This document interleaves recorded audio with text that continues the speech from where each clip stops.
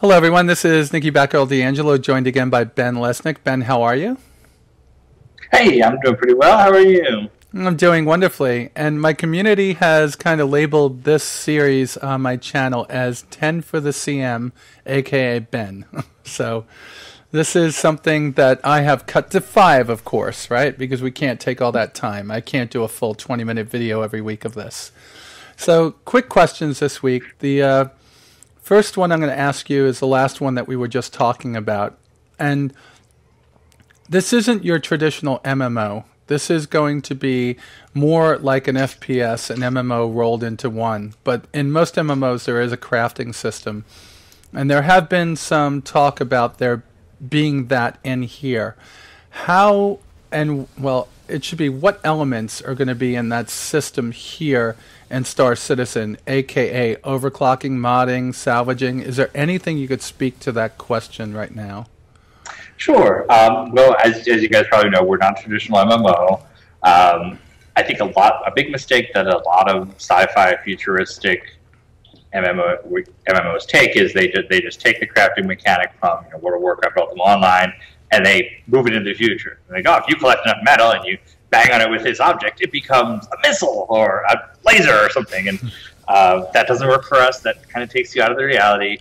That if I could buy enough titanium, there's never going to be a point where I can make a F-22 in my garage. So in place of that, we have a number of other systems. You mentioned a bunch of them. Overclocking is probably the closest to the traditional MMO crafting, because the idea is you have a laser cannon you have already, and you overclock it like you do a PC. You sort of take a risk to push it higher than the recommended spec. So you might up the power, up the damage, whatever. And if it can sustain that, you have a better item. If it can't, it'll explode and you're just boned. So that's overclocking, and that'll work in a number of situations in Star Citizen. Ooh, I got a question. Could it blow up in the middle of you trying to overclock it and kill you? Yes, or damage you. Okay. A permadeath mechanic. Oh, that's cool. So we've got salvage, which is basically going out there and collecting bits and pieces, both hey, here's a big wide field of space trash, I'm going to crunch it into cubes, or hey, here's a cool alien ship, I'm going to board it and carefully slice out the bits I want to actually use. What if you get, what if you're able to go out, shoot up some Vandal, take some technology? Is there a way that you're going to be able to mount that technology on your ship? Oh, yeah. Okay. Absolutely. All right, so that's part of that overclocking in.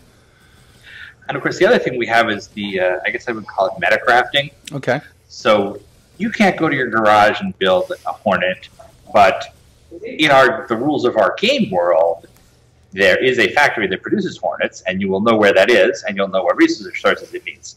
So if you want to work with other players to get the Anvil Corporation more titanium, more beryllium, whatever they need to make Hornets, they're going to pump them out faster. If you work to blockade that world, if you work to destroy their sources for these goods, then they're not going to be building them. Prices will skyrocket.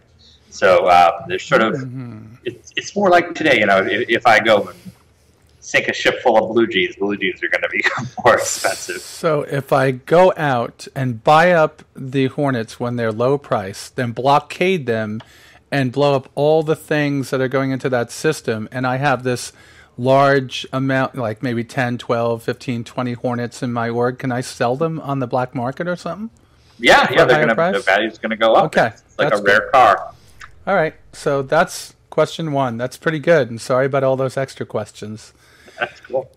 Second question, there are people that, obviously you addressed one piece of this in Around the Verse with the Avenger and the Avenger variants being more distinctive. What things can you tell us that are being looked at to change the Hornet in both appearance and interior setup that we might be excited about, or that you might be able to give us a heads up about right now? That's kind of crazy. The Cutlass. Yeah, the Cutlass. Right? I'm sorry, not the Hornet, the Cutlass. Yes, definitely the Cutlass. Yeah. So the team in the UK has been charged with doing two things to the Cutlass. One is relocating the docking hatch to somewhere above the ship rather than below, so it makes more sense. And the other is to do a complete white boxing of the interior. So I caution people against expecting the colors to look completely different after this. It's going to have a hatch in a different place, and there can be a cascading impact from that. But they're not looking at it as in, hey, let's change what the cutlass looks like. It's all utilitarian. And same for the internals. We knew that like one of the berths was too small, so we're basically just refactoring it all correctly. Okay. Now the second piece of that question is that people have noticed that we have cells in the Avenger that we have now, and we have cells in the Cutlass that we have now, but they're greatly different. Would there be cause for us to think that both of those are going to change to whatever you think up now, or will the Avenger Bounty Hunter continue to have those Han Solo cryo, freeze type cells? No, I don't see that changing. I think they both perform a very similar function, but there's no problem with them being distinct visually. Okay. So the next question would be, you have the Carrack. Now we know that there's about 5 or 6 different ships in each specific role as you go up. Like in exploration, we have the Aurora LX, I believe is what it is. Then you go to the 315P, then the Freelancer DUR, then you're in the Constellation Aquila, and then you're in the Carrack. What might the differences be between those last two? Like, what missions would a Constellation be good at, and what missions would a Carrack be better for? Well, first I'll say I think that this question is partially my fault. There was a point a month or so back where I think I mentioned that the Carrack was sized similarly to the Constellation. That was wrong. It is no longer sized similar to the Constellation. It's more of a midpoint between the Constellation and the 890 jump. It's 110 great. meters. So we're talking about a ship with 4 decks. It has a buggy. It has a launch. It's closer to the Enterprise than the Millennium Falcon, I would say, at this point. How about Voyager? Well, yeah, because of the Voyager. Okay. But So I guess in terms of what the different sizes of exploration ships do, there's a number of different systems. Total range is one. What they carry is important. The Constellation has a crew of, I think, 3. Carrack has 6. It has more cargo room. It has the ability to mount larger engines. A jump engine is not always a jump engine. There are all sorts of variations. There's ones that allow you more jumps before you have to refuel. There's ones that allow you to reduce your jump flash to stay stealthy. So that's a big factor in the exploration mechanic, is the jump stuff. okay. And just mounting sensor arrays. The Carrack will mount more capital class stuff than the Constellation does. Constellation is a good midway point. It's a ship that does a little bit of everything pretty well. The Carrack is a ship that it's not gonna be as good in a fight as the Constellation, other than that it is a large capital ship, so it'll take more of a punishing, but it's not going to be flying around waving in and out of enemy formations. Okay. More of a static base in that sense. So more in the lines of what, not as big in any way sensitive or whatever, but kind of like the Reclaimer. It's a task-specific ship, where the Aquila is kind of a more multi-role ship. Exactly. Now, you said it has a launch. How many ships are going to fit in that launch, and of what size? Or do I need to wait? Launch. No, it's a little launch. It's not a... So we're talking about the runabouts from the 890 jump, or something more specific? Even smaller than that. I think it's more of like an EVA, similar to the one that we're putting on the Reclaimer. Oh, so something like John Crichton from Farscape would be flying. Mm-hmm. Okay, that's pretty cool. So that's pretty cool. All right, so there's many people right now that are kind of questioning some of the things that have been going on the forums, and I saw this, but I don't know if it's still going on. At some point, you changed the policy of how many people could be added to a PM and how many times you could PM somebody. Has that been corrected, or is that change there for a different purpose that I don't understand? We were just getting hit with a bunch of org spam exploits, so we temporarily moved it to a waiting period between PMs as we work on punishing those responsible. Okay. No, it's not a permanent change. It's to deal with an exploit we had recently encountered. Okay. I asked that because that's how the Motley creators, the people that like to submit videos that don't get played because there's no place to play them, that's how they speak, and it's kind of difficult because you can't PM more than once every 5 minutes or so, whatever it is.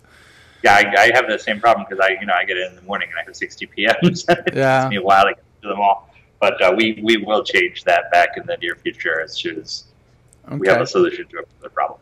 Now, this next question, which I believe is the fifth one, has to do with the org drop. One of our viewers was very savvy in figuring something out.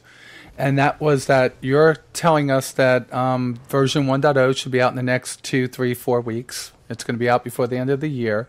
We have lots That's the hope, anyway. Yeah, we have lots of... Well, thank you. My fingers are crossed every day because I want to fly my Avenger. Ours too. Yeah, and one of the big things in that is also drop 2 of the organizations, drop 2 of the website, right? Am I asking it the right way? The organization website?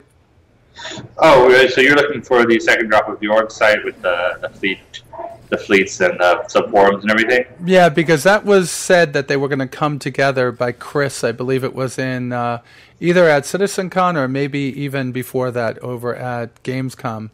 But that seems to be something that was tied together because of the, what do they call it? The lobby system that you're going to have? Is that something No. Yeah. No, they're actually separate. Okay. So I think you'll see 1.0 before you see the second org drop. But so that is being pushed back based on what was told before then. I think so. I don't recall Chris saying that, but it's certainly possible he did. Suddenly you become Ollie North. I don't recall. No, just kidding. No. I can kind of remember what I say, but not necessarily Chris. Yeah. I will say they've been done by the same team. The team at Behavior and Turbulent have been working on the same systems together, but I think you'll see lobbies before the full org drop. All right, that's great, and that's 5. The only other question I would ask you is, you're off all week next week, right? No, I will be working. So the U.S. offices are open Monday through Wednesday. Everybody but the UK gets UK and Edinburgh get Thursday, Friday off for Thanksgiving. But I will be working because we've got the sale to push all sorts of plates in the air. Yes. And will you have time next week for us, or should we push off for a week? I will have time for you next week. Maybe make it Wednesday rather than Thursday, though. That would be great. No problem. All right, Ben, thank you very much for joining me today. And for everybody else out there, join me again next week, hopefully, when we can get together and ask Ben 5 more questions. Please make sure you post them in the comments section below.